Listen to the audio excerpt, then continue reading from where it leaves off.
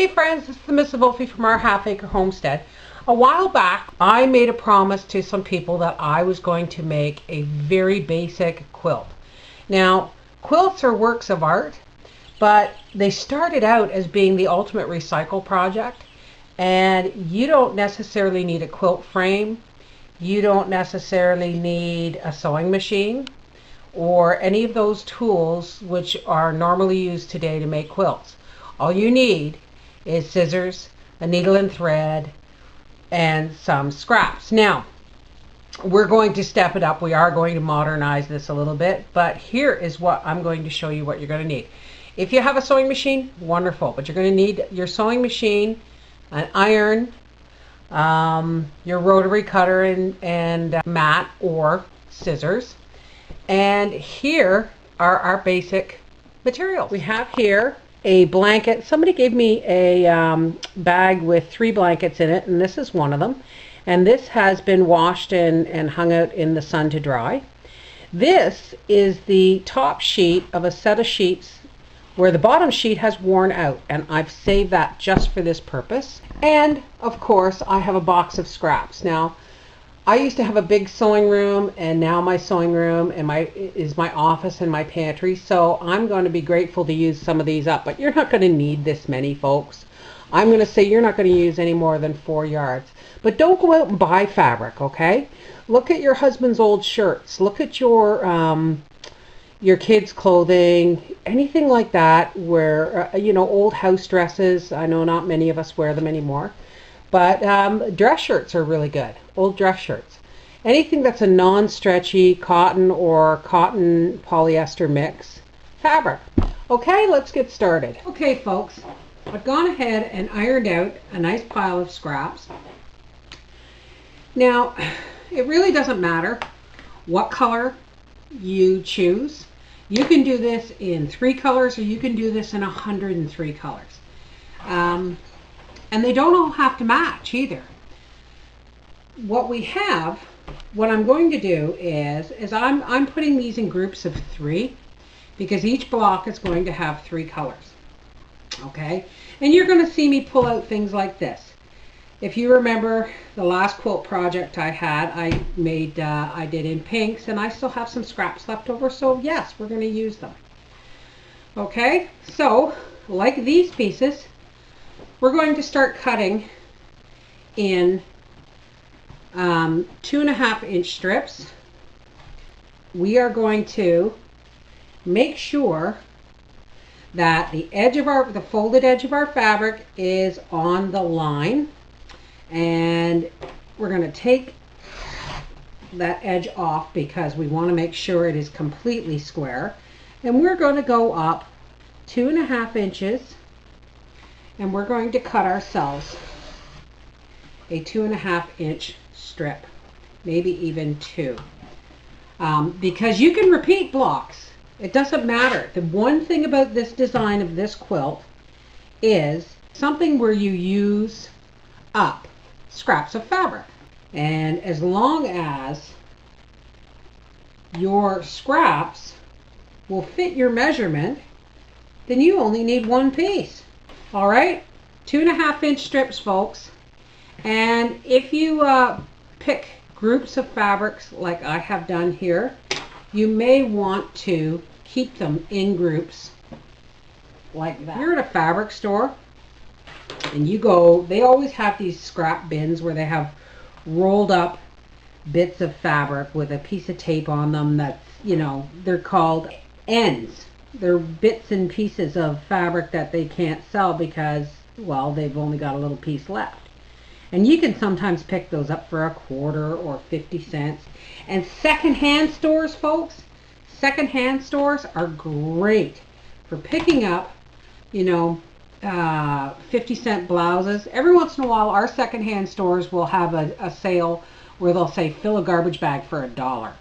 And if you're smart, you can go to those sales at Value Village or whatever it is, and you can go through the women's clothing and the men's clothing and go through all the cotton blouses and shirts. And you, for $1 or $2, will pick up quilt's worth of fabric. All right, folks, we'll be back when I have all these things cut into strips, and we're going to start putting this together. All right, we'll see you then. Now that we have our fabric cut in strips, we're going to start sewing these strips together. Now I've kind of put these in groups, and we're going to take this nice camouflage leaf pattern and this nice woodsy pattern, and it really doesn't matter if the ends are not exact as long as your seam is exact. Now just like before, I'm going to do a 1/4 inch seam. Basically all I'm doing is I'm running the fabric along the outside of my presser foot. That's how I'm going to measure. Now if you're new to this, yes, you're going to want to pin your fabric. You're going to want to line it up and pin it across the edge like that so that your sewing needle will go over it. If you pin it lengthwise, you are going to run into problems with your sewing machine, maybe even break your needle. But let's get these first few strips done. All right, there's 2. And all we're going to do, very much like the baby quilt I made, is we're going to do strips of 3. So anyway, in a few moments I'm going to start getting into different colors, and we'll start cutting these blocks up. So we'll be back when I have a whole bunch of my different colored strips sewn together. Now, if you don't have a sewing machine, and I'm sure many of you don't, you can do this by hand, and you can have all your fabric strips. They're 2.5 inches wide and they're 6.5 inches long. What you can do is you can cut all these out and have a whole pile of them, and just while you're watching TV, or if it's a rainy day and you've got all your stuff done and you want a project, here you have 2 of our strips pinned together, and all you want to do is take a ruler and measure down a 1/4 inch, and you can either put a line across here, or you can just make marks, but make sure it's really light. You don't want it bleeding through. But see, there's your line, and you're all pinned together, and you've got your double thread here with a knot in the end, and we're just going to weave this in and out. I don't know how well you can see this, but we're just going to stitch this together, and we want our stitches to be fairly small and close together. Oh, there goes my rotary cutter. Maybe I'll do this. Well, I guess I can't now, but you just want to do a running stitch along that line, or along the dotted line that you're going to put along there, and just sew it together. Now, I don't know how well you can see that, but that's about the distance you want your stitches to be. And I'm just going to run this along here. I'm not used to sewing these big pieces of fabric together. I'm used to sewing, when I do hand sewing for quilting, it's usually because the pieces are very tiny.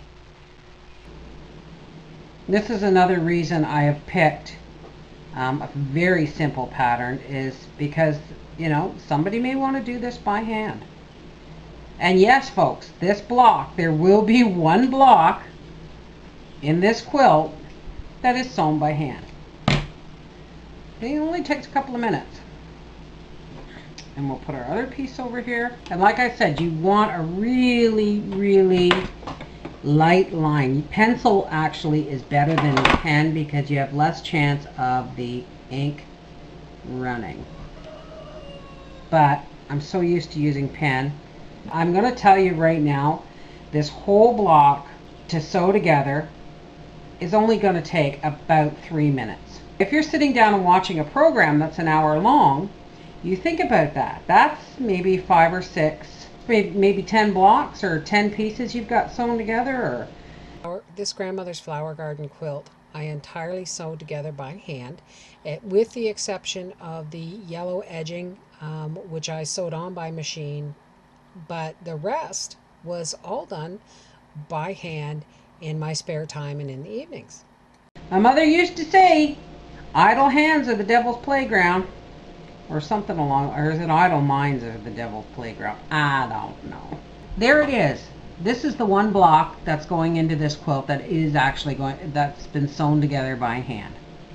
All right, we'll be back later when I have the rest of these strips all sewn together and they're ironed out, and we'll start cutting them into blocks this side. Okay, here are all the sets of 3 strips that I have sewn together.